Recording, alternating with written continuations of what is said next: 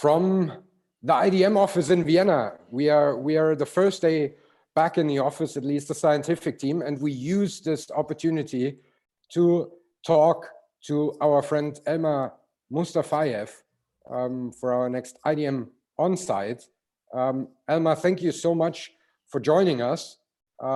We have done our last seminar pre-Corona at your university in Baku. We're going to talk a bit about that later. First of all, I'm gonna introduce you. So Elmar is the head of the Political Science and Philosophy Department at the Khazar University in Baku. He also received the Erasmus Plus Jean Monnet module grant for the project entitled Communicating the European Union to Students Through the Simulation Games. And furthermore, he's also a member of the Standing Group on Russia and the Post-Soviet Space of the Italian Society of Political Science. Elmar, thank you so much for joining us, and a warm welcome. Thank you for the invitation. Thank you for the invitation, Sebastian. So it's great that we get to see each other so soon after the seminar. I mentioned that the last pre-Corona seminar that we did was held in Baku. We did it 2nd to 6th of March, and right afterwards, everything, like the whole world, basically went into lockdown. Yes. Can you tell us a bit more what the situation in Azerbaijan was like when we left? The first coronavirus was already confirmed when we had our workshop. It was on the February 28th, the first case, and there was a traveler from Russia crossing Iran-Azerbaijan borderland, and the next day the Azerbaijani government decided to close the border with Iran. Back that time, Iran was together with China, Italy was among the had the most infected the people, and Azerbaijan closed the borders. There were some accusations towards the government that Azerbaijan was a bit late than other bordering countries. It was late, I would say, approximately 1 week. The officials did not comment on that, the reason of the overdue, but I assume that it was because of the exclave of Nakhchivan, Nakhchivan Autonomous Republic of Azerbaijan, that has the border with Iran. And Iran is the place that Azerbaijan transport the goods between the mainland and the Nakhchivan. And considering the possible economic consequences on Nakhchivan, Azerbaijan closed its borders later than others. However, the strict measures taken by the government later allowed to suppress the infection rate. As of the March, the government suspended all the educational activities. I remember that was during the first day of our the workshop, and there was even the risk that we might even cancel our the workshop. But we relocated our the workshop from the university premises to the hotel because the other businesses were still operating. So starting from that time, Azerbaijan started to impose some restrictions, and the canceled large-scale events, gatherings, funerals, concerts, and called it social isolation measures. As of the mid-March, Azerbaijan made 14-day quarantine mandatory for all returnees, and banned the people above the 65 to leave the place of stay. Azerbaijan imposed travel restrictions between the cities of this country, and introduced 2-hour permit for leaving the place of stay in order to meet the necessary needs such as the grocery, medical treatment, via the SMS text message. Later that the permission was extended to 3 hours. as of today, those restrictions have been lifted.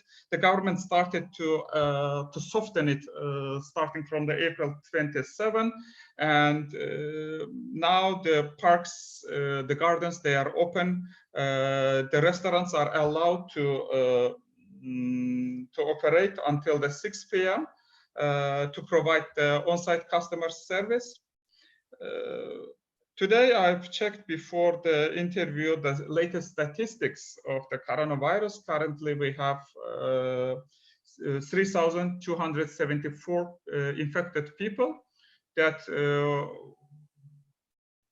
2015 already recovered, and 1,200 people continue their medical treatment at the hospitals, and 39 already lost their lives.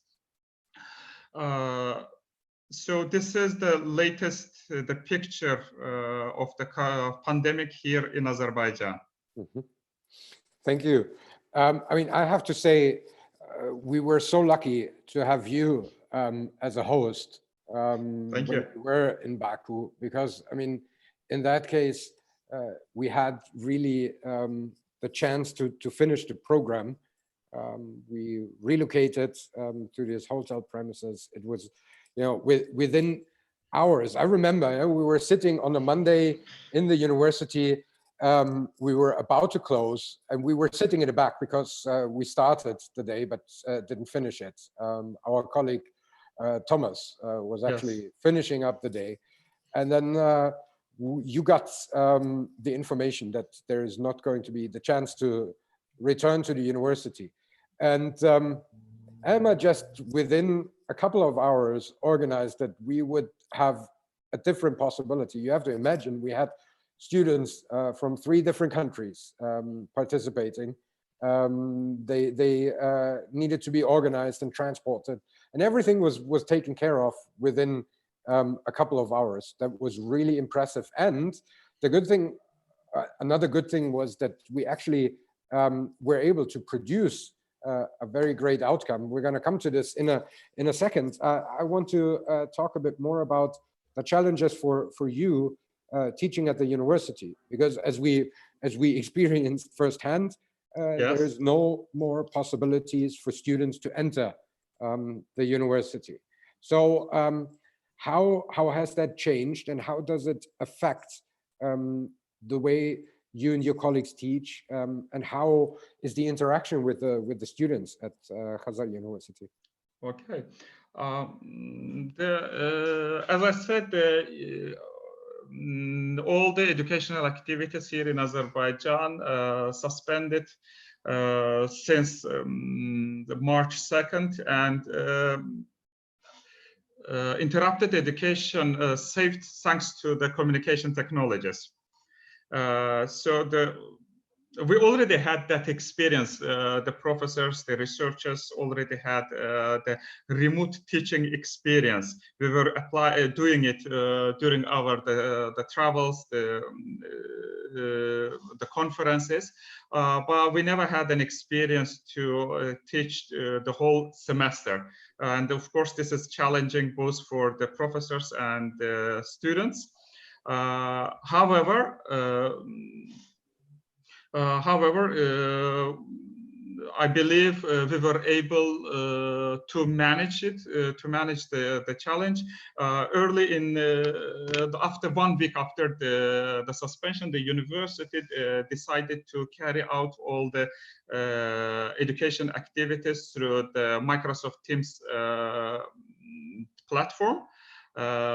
This month, we will complete our the teaching, and we will start with the final exams. Of course, both the students and the professors complain about the situation, but this is the unprecedented the period for everyone. But I mean, we are able to deliver the most of the program at least. So in this regard, I believe not only the Khazar University, but also the other universities here in Azerbaijan. And I'd like to mention here the the support of the Ministry of Education, because the Ministry of Education was very quick and efficient in this regard, because after the suspension, the ministry recommended for schools and the universities to continue the teaching process by using digital communication tools. And in order to facilitate the process, the Ministry of Education purchased a license of Microsoft Teams platform for those who didn't have it. And moreover, not all the places have the access for the internet. So in order to facilitate the process, the Ministry of Education started for the TV lessons for the school students in collaboration with the state TV program. So I would like to highlight here the support of the Ministry of Education as well. So they were very quick and efficient, as I said. Okay, I'm not sure if, since the video will be available afterwards on YouTube as well, if I now have to mark it that we do advertisement. So we mentioned there's other digital platforms out there for learning and sharing as well. Just to be on the safe side, I'm not sure. But anyway, I mean, yeah, it's great that that there is the support, and that there has been this possibility to switch. I think the whole process, if we want to take a positive aspect out of this, is that it has accelerated a lot the use of different possibilities, and not only to teach, but also to work together, or doing something like this, that we can have an interview live streamed. True. Which is not a new technology, of course, but still something that is new. We were not used to that before, let's say. Exactly. Yeah. And so this is probably a good thing, but it can't replace each and every aspect that we are used to. And so here, my question would be: you have this Erasmus Plus project that foresees also simulations of European institutions, and to make it for the students first-hand experience how decisions are made. How is the situation affecting this project? Is there a possibility to do that in a different way? Do you see chances for this? The project, we have started with the classes, and we started in the mid-February, and in March we switched to the Microsoft Teams, like other the courses. With the course that I offer on communicating EU to the students through the simulation games. By mid-April, we finished with the theoretical part, and we assigned the students to simulate the EU institutions, and we assigned them to simulate the real situation in EU. So we started with the response of the EU to the coronavirus. So we set coronavirus response team of the European Commission, and that brings together like many actions of the European Commission, and in three main pillars, let's say. The first pillar is the medical field and prevention and the procurement, relief measures. The second pillar, the mobility, transportation. Then the third pillar that covers the economy. And the students, I would say, they successfully simulated that the European Commission's response team. And last week, we had the EU plenary, Parliament plenary that discussed the proposal of the European Commission. And I believe all the political groups were good enough, and that was a real world experiment. because in the project we considered to simulate the other the proposals of the Commission, but in the duration of the this pandemic, so we decided let's simulate something that is going on in the European Union. That all sounds very good. On the other hand, you know, from my experience with simulations, the problem is if you're not physically there, there's also not this possibility to simulate in a way the decision making that is not happening during the official sessions. So there is no coffee break where you can take someone and say, hey, let's work together on this. That's true. That's true. That this is the main challenge, that you can't have informal diplomacy. Yeah. The discussions among the MEPs, among the commissioners, how to convince others. So this part is missing. So now I'm of course interested what the result was of that simulation, and maybe can you tell us a bit more how you, from your expertise, would evaluate the reaction of the European Union to the coronavirus pandemic, especially the reaction of the European Commission? Well, the European, the Commission and the EU in total was late to respond, but however, later the European Commission was able to have to propose something that all the member states are interested. Now there is a dilemma between the European Parliament and the European Commission, whether the Parliament will be involved in the proposal for the future proposal, and whether that proposal will reach to trillion size or not. So now there is the problem of whether it will be drafted only by EU technocrats, or the MEPs will also be involved to this the issue. So this is the issue of democracy here now at the stage currently. Yes, the EU was late to respond. However, I believe with the current developments, the EU showed that it's important to maintain the solidarity among the member states, and still the 27 member states need the back of each other. Mm-hmm. And how did your students solve this dilemma in the simulation? Did they experience something similar, and did they come to a conclusion? Telling you the truth, I really love the position of EU skeptics more than the pro-EU parties. They were able to put a real strong stand how they wanted back to the nation states, the democracy, to take everything back to their hands. And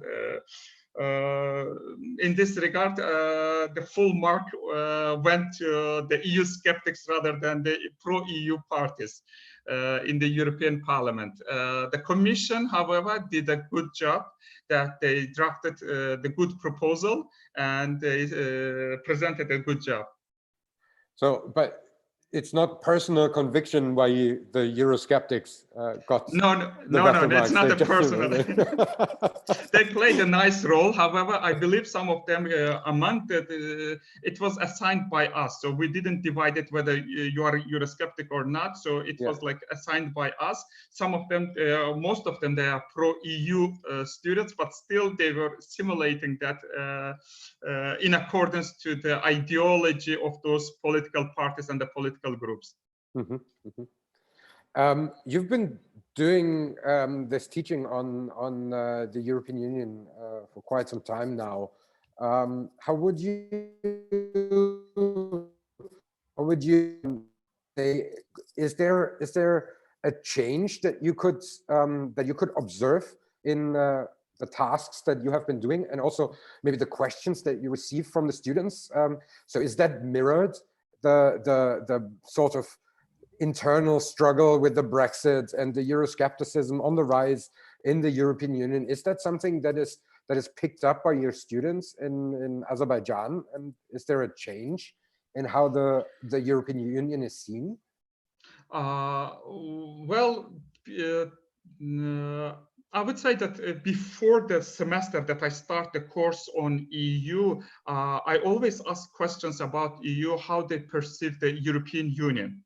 The EU as an actor in international affairs, EU for the member states, democracy for the European Union, for the EU member states, EU in the neighborhood, and the EU with the other, the major powers like Russia, United States. And afterwards, after the course, and I see the change opinions, how the opinions the change within a semester. And after one semester course, they want to take more courses, EU-related courses on EU law, on EU economy, and we see the students that want to write the thesis on EU after having following the courses on EU, and which we see how the views, opinions change within one course. Mm-hmm.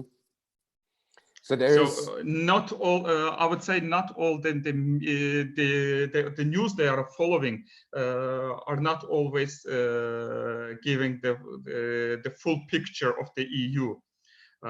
So after the course, you see the picture is changed for the students. So you use the knowledge that you teach them to get deeper understanding and not only listen to maybe official channels. They understand that the norms, the values, the EU legislators, EU legislation, and how the decision is made. It's not just institutions, but also the member states are involved. And we also have to take into consideration the political structure, the ruling parties in those member states. So it's a complex decision-making system. It's not just the Brussels decides, but the 27 member states, they have the word in the EU policy making. Mm-hmm. You also would include students from other universities in this simulation. Yes. I mean, luckily the program runs a bit longer, so there might be a chance to actually do that, because right now it's not possible. Yes, we had to postpone, unfortunately, yes, we had to postpone the countrywide simulation game that envisaged to have 40 more students from different universities of Azerbaijan, plus 20 students from my course. So we had to postpone it because during the pandemic we were not able to organize it. So we hope that we will be able to deliver it in the upcoming 2 years. So it's the first year of our the project implementation. So maybe the next year we will have 2 countrywide simulation games just to compensate those left from this year. Right. And so that means the students that coming from other universities, they get a similar preparation as your students do? Yes, they will get similar the preparation, theoretical background. They will have the workshop trainings on the theoretical background, and me and my colleague will train them, and after they will start for the simulation games. So this project is really going to have an impact countrywide to help to understand decision-making processes better. Not only for the students, it also envisages the training of the journalists. How does EU work? Sometimes you see the journalists, they confuse European Union with the Council of Europe. They confuse the functions of the European Union. There was the funny story here in Azerbaijan when the journalist they accused the head of state from the EU because one MEP in the European Parliament from the same country had the speech against Azerbaijan. And that MEP was from the different party, not from the ruling party, from the opposition. So the journalist wrote a piece about that, the MEP accusing the ruling party. So we will organize the workshop for the journalists. How does EU work? And we hope that the pieces will improve as well. About the European Union. Sometimes you see that they don't do it deliberately, but they don't simply understand how does EU work. Yeah. Well, I think this is not only a problem in Azerbaijan. It's I think a problem everywhere. In many countries. If not everywhere. That's also a global challenge, maybe. In any case, good luck with this. Thank you very much. It's a really interesting project. And I'm looking forward to the results that you have. We're going to put the link on all of this in the video description afterwards, so people can inform them a bit more about what you're doing. We're also going to put the link to our future scenarios. I printed them today, and then I don't know how good you can see that. We have this alternating. Yeah, visible, quite visible. Yeah. Because we had to wear masks, of course, once the situation changed. So our project was that we were developing future scenarios for EU-Caucasus relations for the year 2040, and we had students from Azerbaijan, from Georgia, and from Germany. Yes.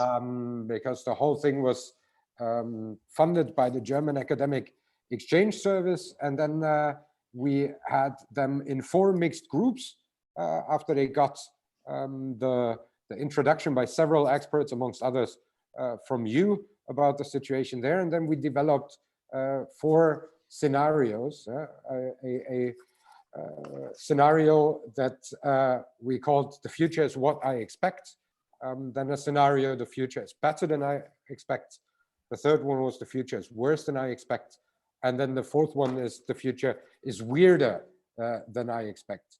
Elmar, can you tell us a bit more? I think it was your first future scenario workshop exercise, eh? That was my first one, and telling you choose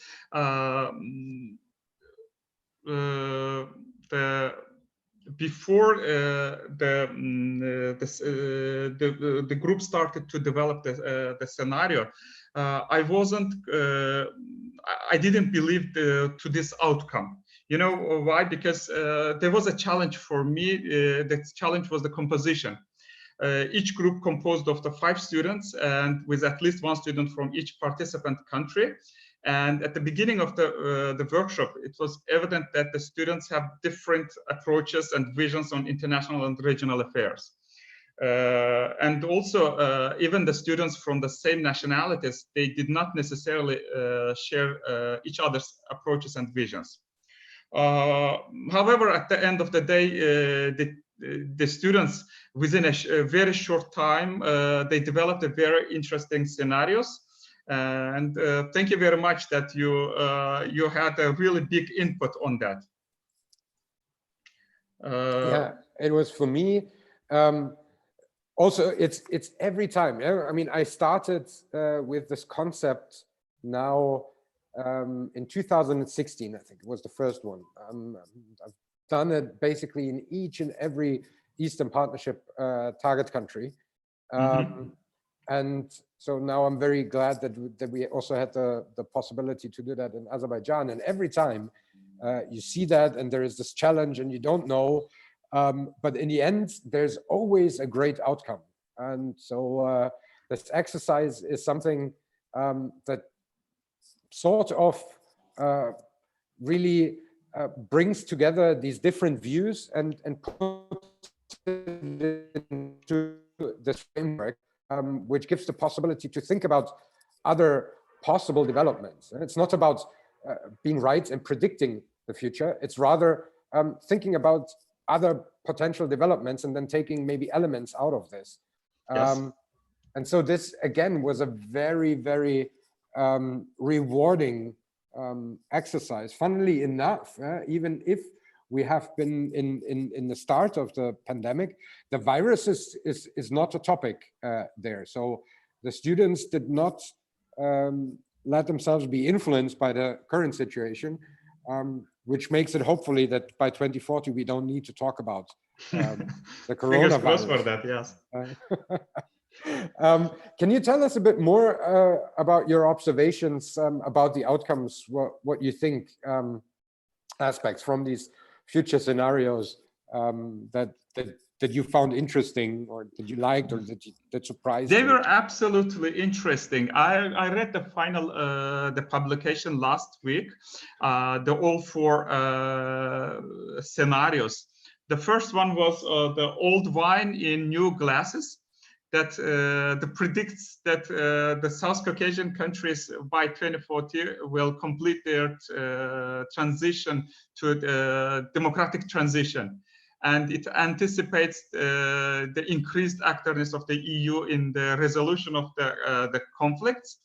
However, despite the activeness of the EU, the countries in the South Caucasus, you know, there are three ethno-territorial conflicts in Georgia, Armenia, and Azerbaijan. And despite the activeness, increased activeness of the EU, the developers of this scenario, they say that these countries will not be able to resolve the ethno-territorial the conflict. And for me, their scenario is based on pragmatic assumption. It's pragmatic assumption. They applied the drivers. They applied the drivers, international drivers, regional security drivers that might influence to the future in the upcoming 20 years. And for me, it's based on the pragmatic assumption. The second scenario is the golden age of democracy. This scenario predicts that Russia, because of the domestic social economic issue, will have less influence over the South Caucasian countries, and that will pave the way for the democratization of these countries. And of course, it will lead to the more increased activeness of the EU. The Georgia by 2040 will be already the member of the EU, and Armenia, Azerbaijan will receive the status of the candidate for the European Union. Another interesting development in this second scenario was that they said the students predict that the Britain will regret for the Brexit and they will reapply for the membership. Also in our region, another interesting development is that they expect that the pro-EU party in Turkey, they will take majority of the seats in the Turkish parliament, and Turkey will change its direction towards the European Union. This scenario is based on, for me, based on the positive idealism. Yeah. Very idealistic picture for the South Caucasus and the European Union. The third scenario built on the pessimism, which is called disorder, disintegration, disillusionment, doomsday in 2040. It predicts that there will be disengagement of the EU from the world affairs, and Russia will increase its influence in the South Caucasus and also in the EU member states. As a result, these countries will deviate from the democracy and the rule of law. And in addition, this scenario predicts the war between Armenia and Azerbaijan over Nagorno-Karabakh, where the Russia will back Armenia and the Turkey will back Azerbaijan. this scenario, I would say this is based on the pessimism. So all the countries deviate from democracy. We see disengagement of the EU and the continuation of ethno-territorial the conflicts. The last but not least, there was the fourth scenario. The future is weirder than I expect.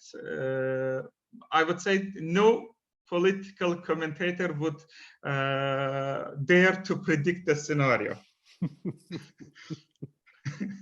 So it anticipates that due to the protectionist policies of the United States, Russia, and the China, the global there won't be no global power. So they won't.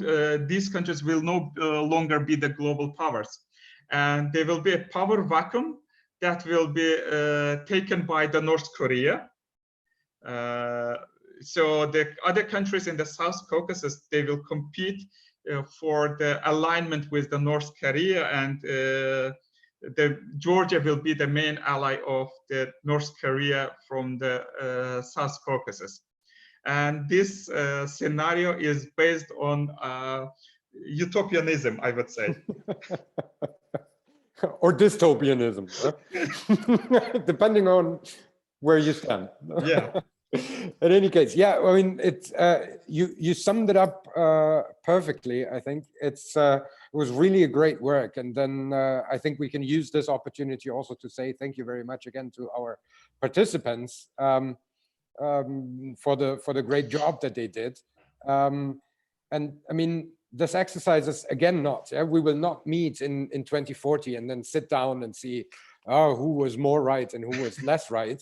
It's rather to have a possibility to think for alternatives, because if you want to influence policies, and I think this is also true with the exercise that you do when you apply your simulation games, if you want, decision making is about finding alternatives, otherwise we don't need policy.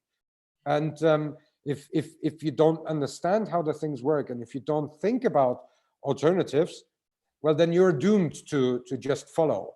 And in that case, it offers us not, hopefully, a future that will come true, any of the four, but rather exercises to probably understand a bit better what consequences can come out of certain policies, be it positive, negative, and that's always in the eye of the beholder, because one positive development for one region or even one country can be a very negative development for another country. Yeah?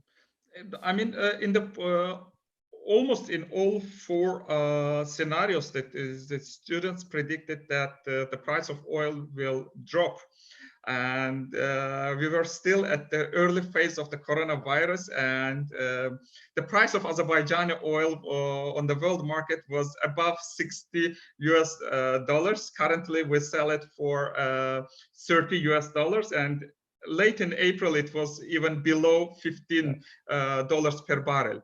So it wasn't just based on the assumptions, but the drivers that might affect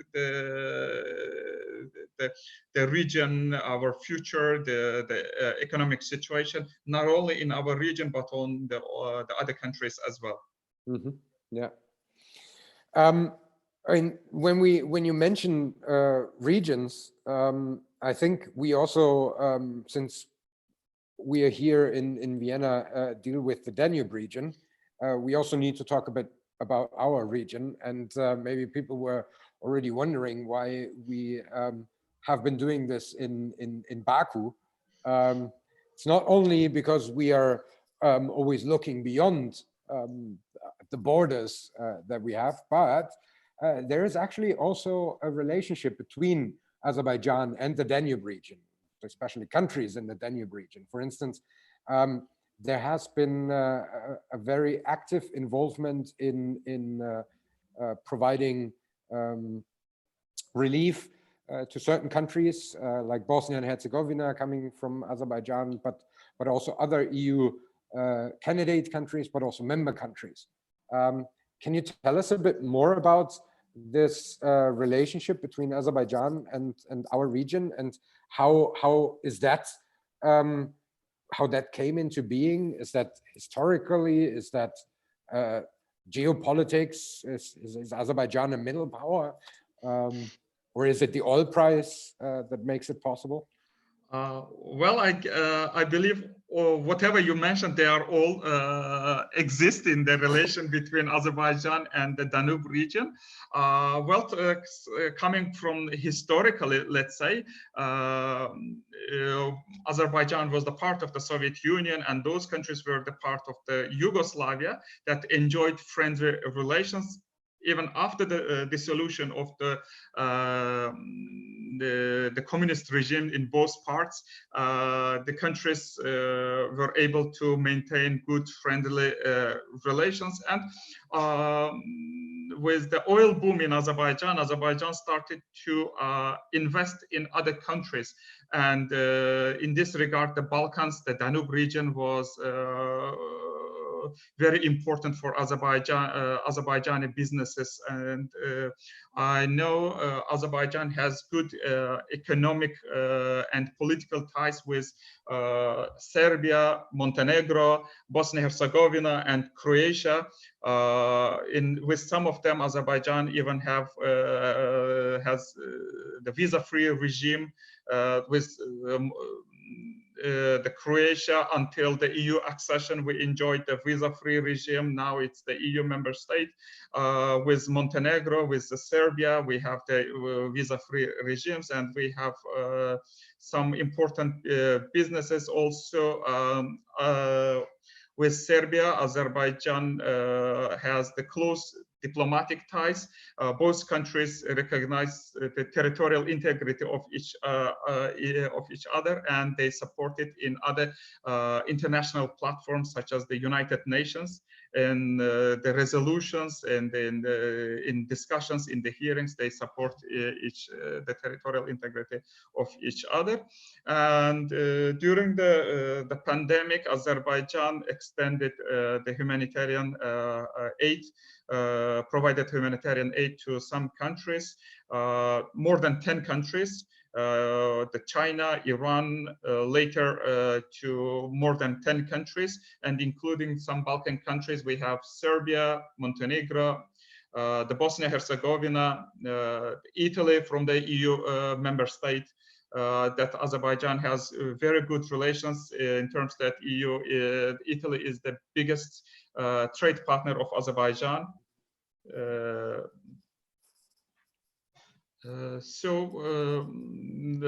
But it's not only for the countries that has the close economic ties. Azerbaijan provided humanitarian aid for the members of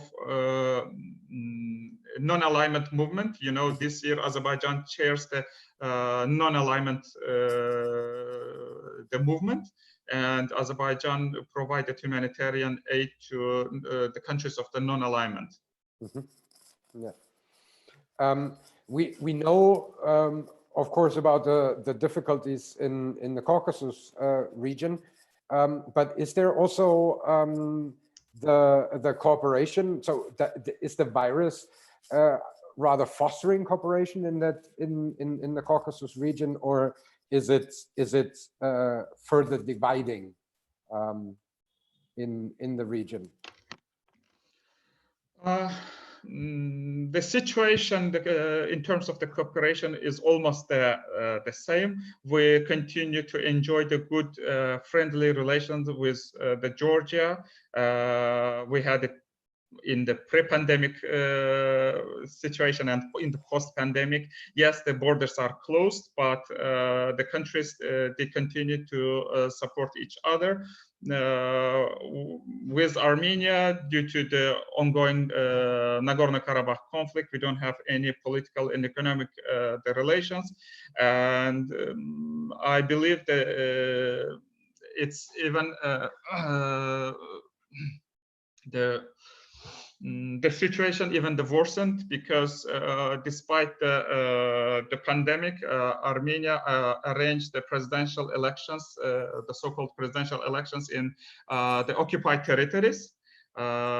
which was condemned by international organization and other countries, and none of the countries recognized it as the normal elections. But I believe that during the pandemic, that Armenia, Azerbaijan, we didn't have any the contacts, but still it would be from the Armenian side maybe would be better to postpone the elections rather than to arrange it. And they put under the risk, of course, the people that living there. So in the end, we will have to further monitor the development in both the regions, in the Caucasus and also in the Danube region, in order to foresee if the future brings possibilities, especially in the post-pandemic world, or if it will lead to further frictions and challenges. Elmar, thank you so much for taking the time. I don't want to prolong Thank you. your first day back in the office unnecessarily, especially given the slight but nevertheless existing time difference. It's much later, 2 hours later, where you are than where we sit.